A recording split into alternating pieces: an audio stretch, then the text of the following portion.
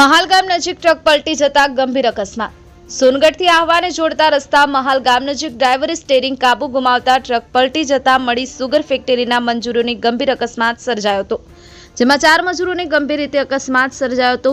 સરિતાબેન વિનેશભાઈ બેરમ ઉંમર 15, સકુબેન બન્યાભાઈ બાગુલ ઉંમર 52, કેમુબેન સાનવારિયાભાઈ બરડે ઉંમર 35, ગુલાબભાઈ ખુસનેભાઈ દેશમુખ ઉંમર 45, બાકી મજૂરોને નાની મોટી ઈજાઓ પહોંચી હતી।